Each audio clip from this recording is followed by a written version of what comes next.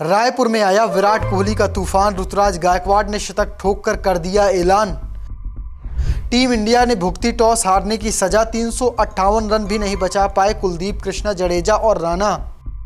Markram के शतक और बउमा की कप्तानी से जीता अफ्रीका। 6 दिसंबर को होगा फाइनल मुकाबला। साउथ अफ्रीका और भारत के बीच हो रही 3 मैचों की ओडीआई सीरीज का दूसरा मुकाबला रायपुर में खेला गया और इस मुकाबले में साउथ अफ्रीका की टीम ने कमाल का प्रदर्शन दिखाया। खास बात रही रनचेज की। रनचेज में कह सकते हैं 4 विकेट से इस मुकाबले को जीत लिया है और आखिरी में जिस तरह से केशव महाराज के साथ कौर्स ने कमाल की बल्लेबाजी की, वो कह सकते हैं कमाल का टर्निंग पॉइंट रहा है। आज टीम इंडिया की फील्डिंग बेहद खराब रही थी, बल्लेबाजी कमाल की रही थी। विराट ने बैक टू बैक दूसरा शतक लगाया। साथ साथ आपको बता दें कि ऋतुराज गायकवाड़ ने ओडीआई कैरियर का पहला शतक लगाया। लेकिन इस मुकाबले में टीम इंडिया 358 रन बनाने के बाद कैसे हारी, कौन है बड़े बड़े कारण या कह सकते हैं कौन है गुनहगार, चलिए आपको इस वीडियो में मैं विस्तार से दिखाता हूं।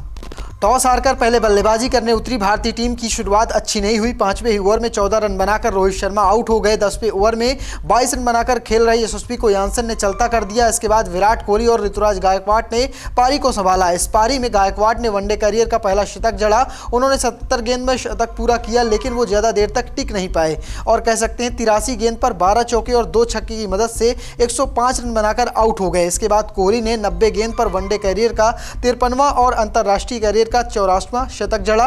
कोहली के आउट होने के बाद 1 रन बनाकर वाशिंगटन सुंदर भी आउट हो गए। यहां से राहुल का साथ जडेजा ने दिया और कह सकते हैं जहां 289 रन पर लग रहा था शायद टीम इंडिया पिछला स्कोर भी नहीं टच कर पाएगी, लेकिन राहुल ने कमाल की पारी खेली। 66 रन बनाए, साथ दिया रविंद्र जडेजा ने। 24 रनों की पारी जडेजा ने भी खेली और कुल मिलाकर भारतीय टीम ने 358 रन बना लिए थे। यहां से लगने लगा था शायद हम बड़े आराम से मुकाबला जीत जाएंगे, क्योंकि सिर्फ हमने 5 विकेट खोए थे। 2 विकेट यानसन को मिले थे, 1 विकेट लुंगी एंगड़ी को मिला था, सबकी 1 विकेट कह सकते हैं नांद्रे बर्गर को मिला था। 1 विकेट या कहें वाशिंगटन सुंदर रन आउट हो गए थे। कुछ इस तरह से भारत की बल्लेबाजी रही थी, साउथ अफ्रीका की गेंदबाजी रही थी और इसमें विराट कोहली का शतक आया था, ऋतुराज गायकवाड़ का शतक आया था और केएल राहुल ने शानदार एक 50 लगाई थी। बैक टू बैक उनकी ये दूसरी 50 थी। बतौर कप्तान उनका प्रदर्शन कमाल का रहा था। लेकिन अब बारी थी रनचेस की। साउथ अफ्रीका ने कैसे रनचेस किया, चलिए आपको वो दिखा देते हैं। 359 रनों के लक्ष्य का पीछा करने उतरी साउथ अफ्रीका की शुरुआत अच्छी नहीं हुई। 8 रन बनाकर डिकॉक आउट हो गए। इसके बाद मार्करम और कप्तान बउमा ने 101 रनों की साझेदारी की, तभी 46 रन बनाकर बउमा आउट हो गए। इसके बाद मार्करम का साथ ब्रिडजिके ने दिया। दोनों ने 70 रनों की साझेदारी की और 98 गेंदों पर 10 चौके और 4 छक्कों की मदद से 110 रन बनाकर मार्करम आउट हो गए। ब्रिडजिके ने ब्रेविस के साथ 64 गेंदों पर 92 रनों की साझेदारी की, तभी कुलदीप यादव ने डेवॉड ब्रेविस को आउट कर भारत को चौथी सफलता दिलाई। भारत को 5वीं सफलता प्रसिद्ध कृष्णा ने दिलाई। उन्होंने मैथ्यू ब्रिडजिके को एलबीडब्ल्यू आउट किया, वो 68 रन बना सके और मार्को यानसन सिर्फ 2 रन बना सके।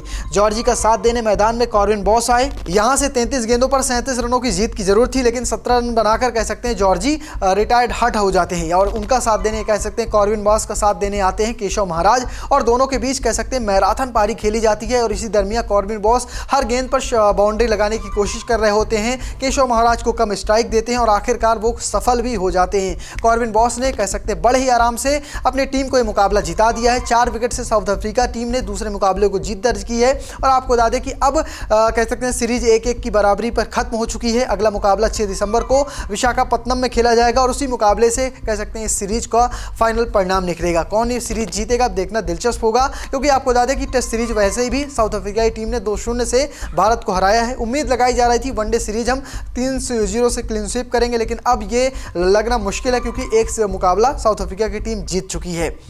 अब बात करते हैं भारत की गेंदबाजी। भारत की गेंदबाजी का पहलू बेहद खराब रहा था। आप 358 रन जब डिफेंड नहीं कर पाते तो कह सकते हैं आपकी गेंदबाजी की पोल खुल जाती है। इसमें अगर बात करें सबसे सफल गेंदबाजों की तो अर्शदीप सिंह रहे थे, 2 विकेट चटकाए थे और उनकी इकोनॉमी 6 से कम की रही थी। जडेजा की भी इकोनॉमी 6 से कम की रही, लेकिन उन्हें कोई सफलता नहीं मिली। इसके अलावा सुंदर रहे हों, वाशिंगटन सुंदर के अलावा प्रसिद्ध कृष्णा, हर्षित राणा, इन सब की जमकर पिटाई हुई है। आपको बता दें कि हर्षित राणा को भी एक सफलता मिली है, प्रसिद्ध कृष्णा को भी एक सफलता मिली है, लेकिन कोई भी खिलाड़ी कह सकते हैं रन रोकने में सक्षम नजर नहीं आया और इसी का खामियाजा हुआ कि टीम इंडिया 358 रन बनाने के बाद भी मुकाबला हार गई।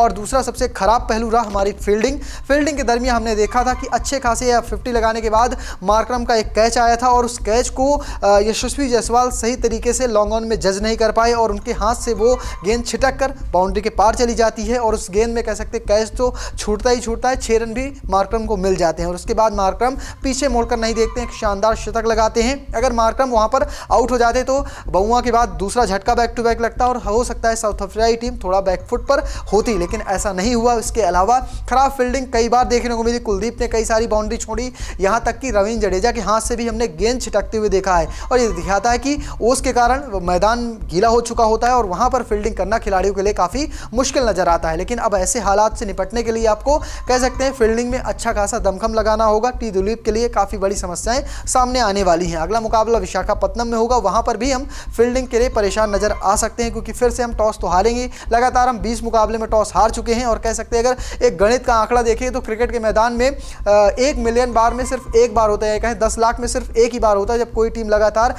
20 टॉस हारती है। क्या लगता है 21वें मुकाबले में टीम इंडिया टॉस हारेगी या फिर जीतेगी या फिर सीरीज भी गंवा देगी? कमेंट बॉक्स में लिख कर बताइएगा और पेज को फॉलो करना, चैनल को सब्सक्राइब करना बिल्कुल भूलिएगा। धन्यवाद।